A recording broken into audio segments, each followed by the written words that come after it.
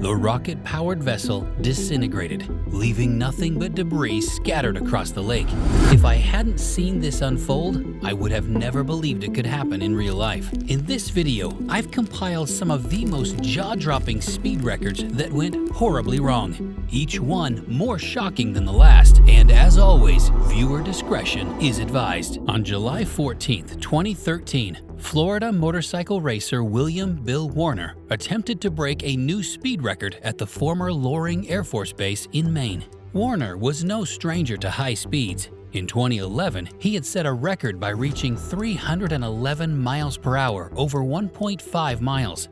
This time, his goal was even more ambitious, to hit 300 miles per hour in under a mile. Warner was riding a modified turbocharged Suzuki Hayabusa, a machine that had been meticulously tuned for this exact purpose. Event organizers had marked off 2.5 miles of the runway with an additional 2,000-foot buffer, providing Warner ample space to reach his target speed. The tension was palpable as Warner lined up his bike at the starting point. The crowd watched in anticipation, knowing they were about to witness something truly extraordinary. The engine roared to life, and Warner set off down the runway. In seconds, he reached a top speed of 285 miles per hour. As he began to slow down, still traveling at a blistering 260 miles per hour, something went horribly wrong.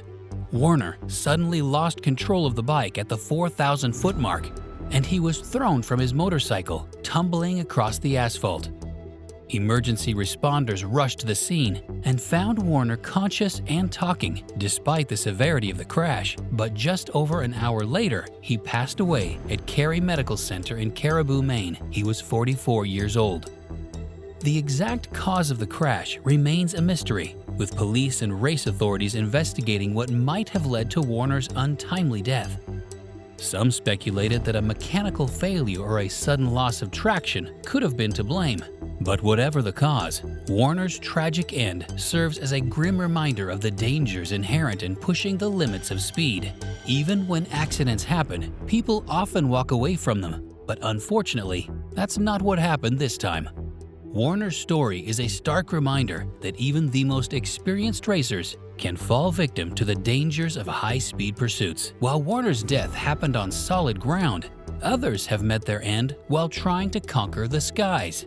Dwayne Weston was no ordinary skydiver. Known for his fearless approach to base jumping and wingsuit flying, he had earned a reputation as one of the best in the world. But on October 5, 2003, during the Go Fast Games in Colorado, Weston took on a challenge that would prove to be his last: flying over the Royal Gorge Bridge. The Royal Gorge Bridge is a daunting structure, suspended 1,053 feet above the Arkansas River.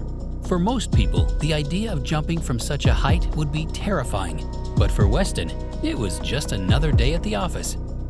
Alongside his friend and fellow skydiver Jeb Corliss, Weston planned to fly over the bridge while Corliss flew under it, a stunt that required absolute precision and nerves of steel. As the time approached, Weston and Corliss stood on the edge of the plane, the wind whipping around them as they prepared for the jump. Weston, known for his calm demeanor, looked at Corliss and said with a wry smile, "Whatever happens, happens."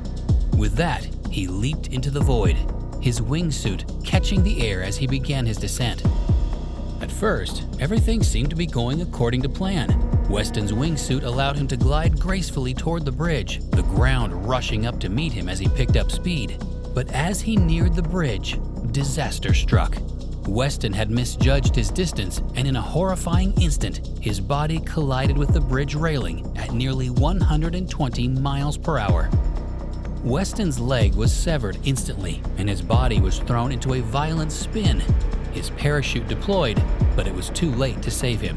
He plummeted to the rocky gorge below, his body broken and lifeless. Spectators on the bridge were left in shock, many unable to process the gruesome sight they had just witnessed. His tragic end was a stark reminder of the dangers that come with pushing the boundaries of what's possible. But the danger isn't confined to the skies. Sometimes it's the very machine you trust that can turn on you in an instant. On August 27, 2019, in the remote Alvord Desert of Oregon, Jessie Combs made her final attempt to break the women's land speed record of 512 miles per hour, a record that had stood unchallenged for over 40 years. Combs was a woman driven by speed. A professional racer, fabricator, and former host of Mythbusters, she had a dream that many considered impossible: to become the fastest woman on Earth. The sun blazed down on the dry lake bed as Combs climbed into the cockpit of the North American Eagle, a jet-powered vehicle capable of reaching supersonic speeds. The tension was palpable as her team made the final checks. Every bolt, every wire scrutinized to ensure that nothing would go wrong. But in the back of everyone's mind, there was an unspoken fear. The last time Combs had attempted this feat, a malfunction had ripped the door off the car mid-run, forcing her to abort the attempt. This time, however, there was no turning back. The engine roared to life, the jet car vibrating with raw power as Combs prepared for the run that would either make her a legend or take her life. She took a deep breath, the familiar mix of excitement and fear coursing through her veins, and then she was off, hurtling across the desert at speeds that defied imagination. As the car rocketed forward, the speedometer climbed higher and higher, the desert landscape blurring into a streak of brown and blue. But then, the car began to shake violently, the controls slipping from Combs' grasp as the jet car veered off course. There was no time to react, no time to correct. The car careened into the ground, flipping and rolling as it disintegrated into a cloud of dust and debris. Combs was killed instantly. Her dream of becoming the fastest woman on Earth cost her everything. The wreckage of the jet car was strewn across the desert, a grim testament of the dangers of pushing the limits of speed. But Combs wasn't the only one whose dream of breaking records ended in disaster.